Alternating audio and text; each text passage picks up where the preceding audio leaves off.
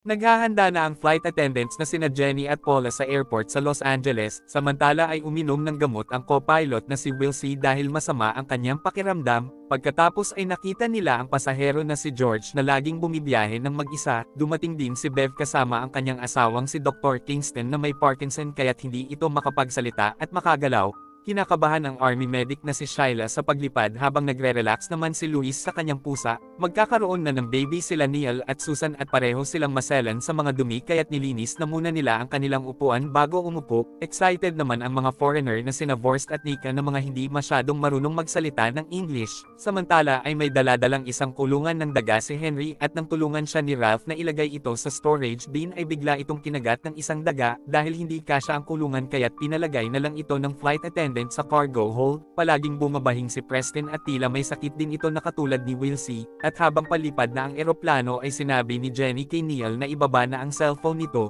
Nang tumanggi si Neil ay pinilit siya ni Henry kaya't nagtalo ang dalawa. Bumalik na kayo sa inyong mga upuan dahil kung hindi kayo susunod ay ipapahuli ko kayo pagbaba. Napanood ni Henry ang isang balita kaya't nalaman niya na pinaliligiran na ng CDC ang isang apartment sa Los Angeles. Samantala ay sumama ang pakiramdam ni Ralph kaya't humingi ito ng tubig habang tinitingnan ang kagat sa kanyang daliri. Napansin ni Jenny na naging kakaiba ang pag-upo ni Ralph at nang tingnan ay bigla siyang sinukaan nito. Bumubula ang bibig ni Ralph kaya't inasikaso nilang mabuti ito. At walang nakapansin na kumain ng lugaw ang pusa sa lapag. Pagkatapos ay umalis na si Jenny upang linisin ang kanyang sarili, ngunit biglang tumakbo si Ralph at itinulak siya nito at pilit nitong pinapahinto ang eroplano sa mga piloto. Sinubukang pigilan ni Henry at George si Ralph ngunit hindi naman nila kinaya ang lakas nito, kaya't nagtulong-tulong sila Preston, George, Paula, Shyla at Henry upang hawakan si Ralph at sa wakas ay naitali nila ito ng plastic. Samantala ay sinisi ni Jenny ang sarili dahil wala siyang nagawa sa nangyari. Pagkatapos ay inannounce ni Forrest na nakatanggap na siya ng order upang bumaba kaya't pinaupo na niya ang lahat ng mga pasahero.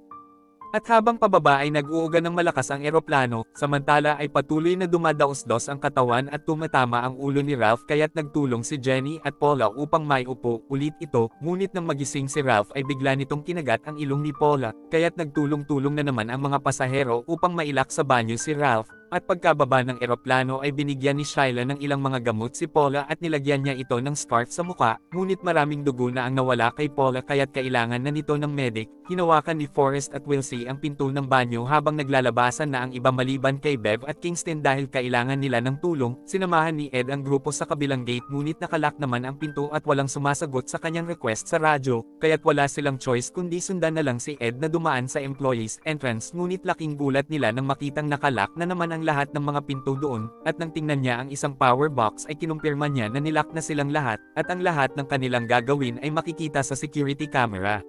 At pagtingin nila sa bintana ay nakita nila ang mga pulis at mga ambulansya sa labas. Pagkatapos ay inannounce na ikinuwarantin silang lahat sa loob at kailangan nilang maghintay hanggang sa dumating ang CDC. Kaya't agad nilang tinawagan ang kanilang mga pamilya upang sabihin ang kanilang sitwasyon. Pagkatapos ay sinabi ni Shyla na meron siyang medical kit sa kanyang bagahe na makakatulong sa kagat ni Paula. Isinama ni Jenny si Ed at ilang mga pasahero upang mahanap ang bagahe ni Shyla. Ngunit pagkarating nila sa eroplano ay nakita nila na wala na ang mga piloto doon. Binuksan ni Jenny ang banyo at natakot siya nang makita niya ang mga dugong nagkalat sa loob. Nang kuhanin ni Preston ang kanyang laptop ay nakita niya si Kingston na nakaupong mag-isa, at nang tanungin nila kung nasaan ang asawa nito ay tiningnan ni Kingston ang kinagat na taling plastic sa ibaba. Samantala ay bumaba si Ed sa isang hatch upang makapunta sila sa lagayan ng mga baggage. Kinuha na ni Jenny ang medical kit ni Shyla habang kinuha naman ni Neil ang kanyang baril sa kanyang luggage. At laking gulat naman ni Ed nang may lumakad na isang daga sa kanyang paa. Sinabi ni Henry na baka isa lang iyon sa kanyang mga hamster dahil nakita niya na sira na ang kulungan niyang dala kanina.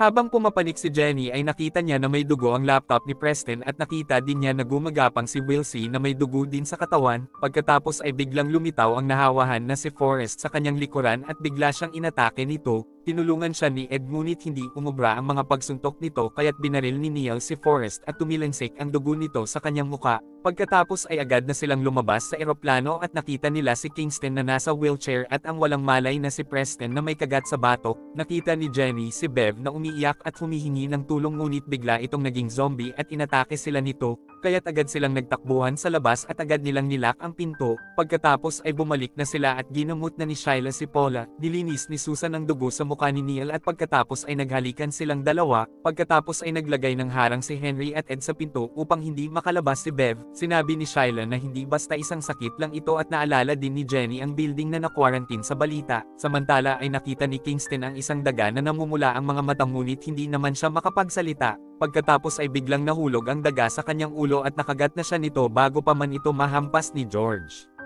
Inilagay nila sa isang timba ang daga at ginamot naman ni Shyla ang sugat sa ulo ni Kingston, at baka maging mga zombie sila Kingston at Paula kaya't inilak nila ang mga ito sa crate. Pagkatapos ay nakita ni Ed na may isang tag sa paa ang daga, ibig sabihin na nakatakas ito sa isang laboratory. Sinabi ni George na si Henry ang may dala sa mga hamster ngunit nagsinungaling si Henry. Sinabi ni Henry kay Jenny na hindi siya talaga ang may dala ng mga daga dahil hindi naman papapasukin ang mga ito sa security check. At habang nag-aakapan ay biglang lumabas si Ralph at nilundag nito si Jenny at hindi ito magawang mapigilan ni Henry. Agad na nagdatingan ang lahat at nagtulong-tulong sila upang maitali si Ralph. Samantala ay nakatanggap ng message si Ed sa kanyang radyo na nagsasabing dumating na ang CDC doon, kaya't nagpuntahan na sila sa pinto ngunit sa halip na palabasin ay pumasok na lang ang apat na mga officer. Tinutukan sila ng mga ito habang kinukuha ang daga at ang baril ni Neil. Pagkatapos ay nagpunta sila kay Paula at Kingston upang maturukan ang mga ito ng injection. At pagkatapos ay humingi sila ng paliwanag ngunit sinabi ng mga officer na isang protocol ito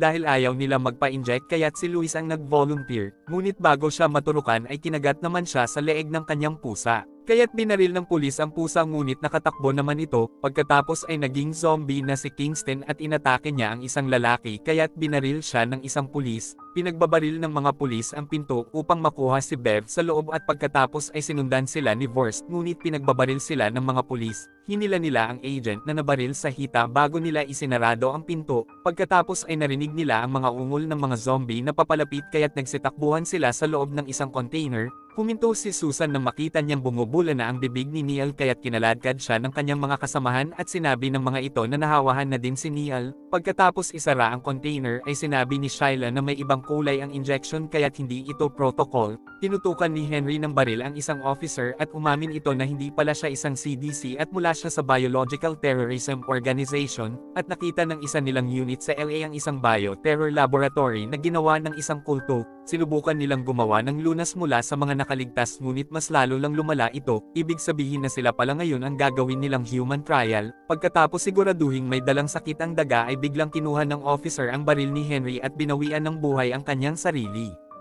Pagkatapos ay biglang lumabas si Wilsie sa itaas at nahawakan nito ang kamay ni Ed. Sinubukang barilin ito ni Henry ngunit wala naman na siyang bala. Sinabi ni Ed kay George na hilahin nito ang isang switch upang tumaas ang container at maipit si Wilsie. Pagkatapos ay umalis na sila doon at napansin ni Jenny na nawawala si Henry. Habang naglalakad ay biglang may humila sa paa ni Nika kaya't nagmadali silang pumanik upang makatakas. Palihim na kinuha ni Henry ang isang bag na may isa pang baril, at nang matalisod ay nakita ni Jenny si Paula sa ilalim na naging zombie na din. Kinailangang tanggapin na ni Jenny na wala na ang kanyang kaibigan kaya't hinampas niya ito at itinulak. Pagkatapos ay nakarating na sila sa isang office kung saan ay nakita nila ang blueprints ng terminal, at nakita nila dito ang isang daan sa pader upang makapunta sa drainage tunnel. Samantala ay inamin ni George na kinuha niya ang bag ni Henry at nakita niya dito ang kahinahinalang dokumento ng mga lab experiment, at hindi niya nasabi ang isang kakaibang kahon dahil biglang lumabas sila Neil at Susan, at nang aatakihin na sila ng mga ito ay binaril sila ni Henry.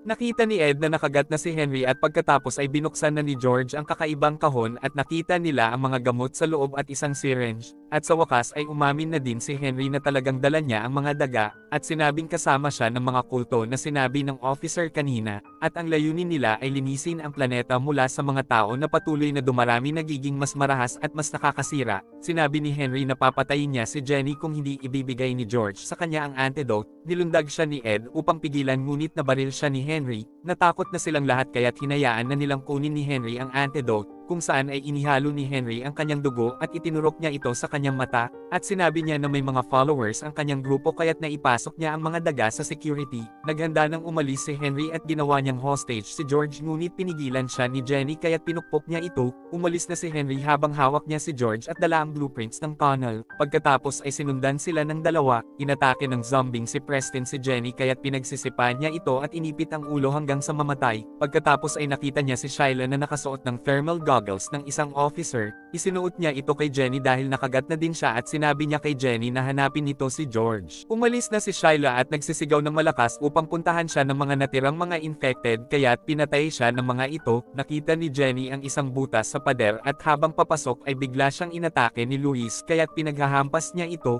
Pagkapasok ay laking takot niya nang makita niya ang mga patak ng dugo sa pader at mga daga.